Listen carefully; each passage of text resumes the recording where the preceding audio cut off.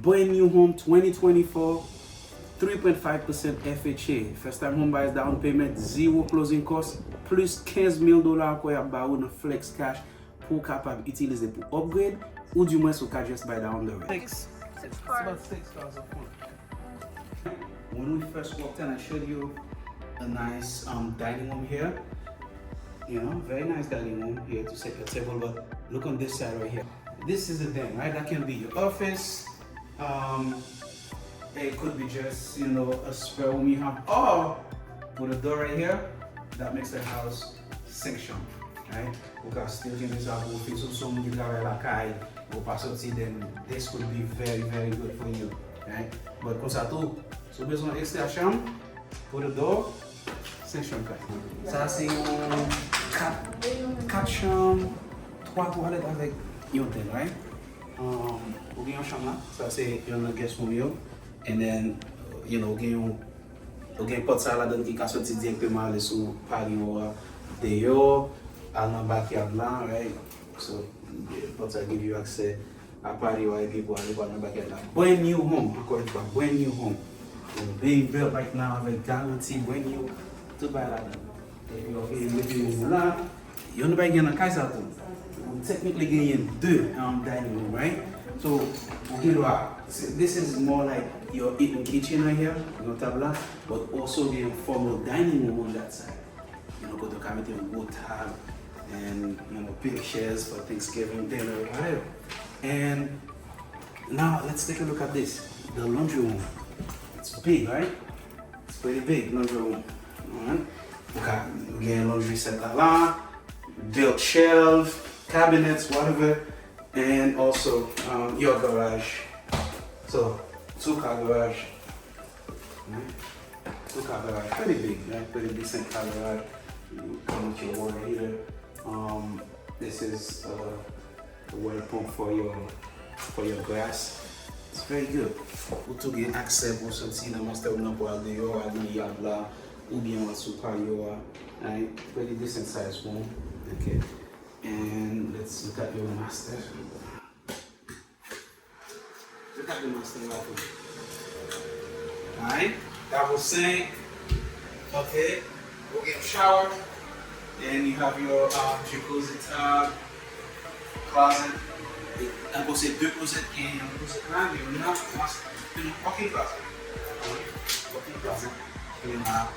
You know, add the shelving and get what closet will go. Right? There's another walk-in closet right here. Okay. You know. This inside. This inside walk-in closet. This is a 4-3. Again, look at the shower. The shower, huh? You know. So someone give in there, you know, basic shower. So this is a nice one. Okay, that's your living closet. And we still get this sink là one. To the before. Now got it. So you know that leads you outside, but 2 closets. 2 closets là. Okay, because this is the master room. 2 closets, and then you know nice size room, and then 2 color impact windows, indoors by the way. And then check this out. From the master room to the pool, you know? Beautiful. Nice pool, right?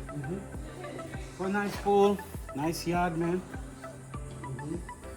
Nice yard. And then, check this out. Right? So someone fait la caillou, right? Fait la caillou.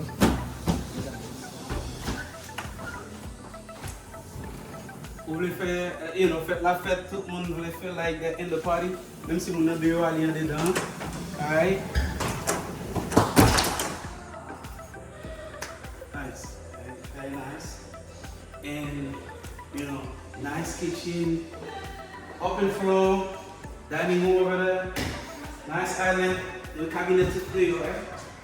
So the cabinet ça c'est parfait pour le cabinet de servir. Et bon, le cabinet tout en bas as well. Okay, le cabinet tout en bas là. And no stove top, man. It's a very nice kitchen, very beautiful. brand new home. And again, this is in a very, very nice community here in Palm Bay. Extremely nice area. Very nice area. This is one of the guest rooms. And sorti dans guest room ça, mon ngi doit juste sorti là, on doit aller dans l'étoile en poule. Now, I want to show you this. On montre ça. C'est que si en fait, right? Si en fait côté mon yo dans poule là, y a bien, right, mon a besoin d'entrer, venir à l'école, on a qu'à sortir dans poule là, hein. OK? Sortir dans poule là et puis rentrer dans la toilette là, clean up. A nice pool for our family. You know, single family home, very nice pool. It's a very nice yard too. Okay? It's a very nice yard. The only thing that's missing here is just the fence.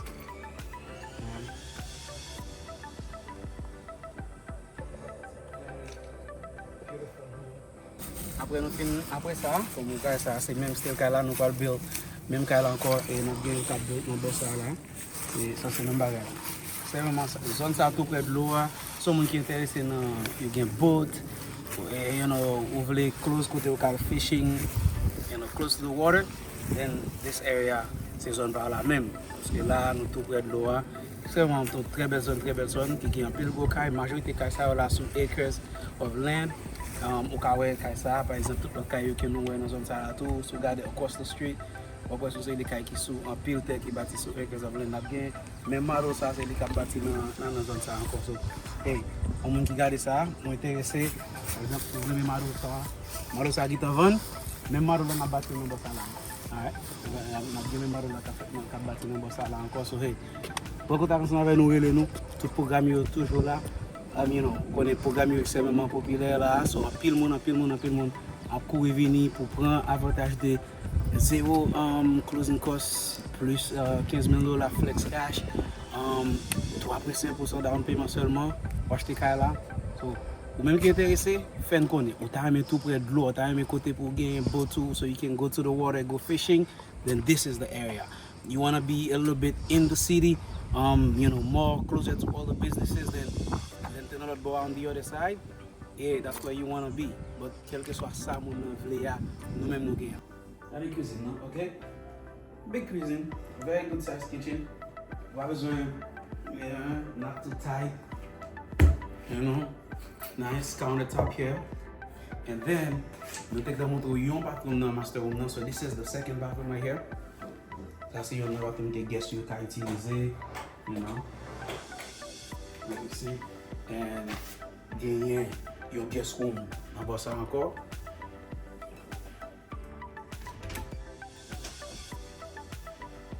Brand new home 2024 avec toute garantie que vous avez gagné sur lui. And this is your other guest room. And on the other side is actually another one.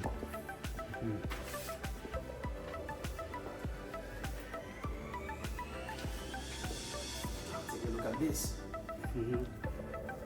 Okay, it's another one right here. And we'll get your little bathroom. Now, but m'attirer attention sur l'autre bagage encore. Because it's son brand new car you built for, right? On nous dit qu'on s'en parle mais cabinet qu'il a dedans. Ou qu'a choisi l'autre cabinet, you want? Ou qu'a changé. And that's why you about $15,000 in flex cash. Ou qu'a joué avec ça, ou qu'a dit ok, bon changer cabinet qui non, m'bavle standard là, bon white cabinet ou bien bon gray. Ou qu'a changer countertop là, right? But I just wanted you to see this because you buy $15,000 côté ou qu'a utiliser $15,000 ça. Either pour buy interest rate, pour buy down the interest rate, or ou qu'a utiliser $15,000 ça tout pour faire changement dans la pour upgrade yon bagay.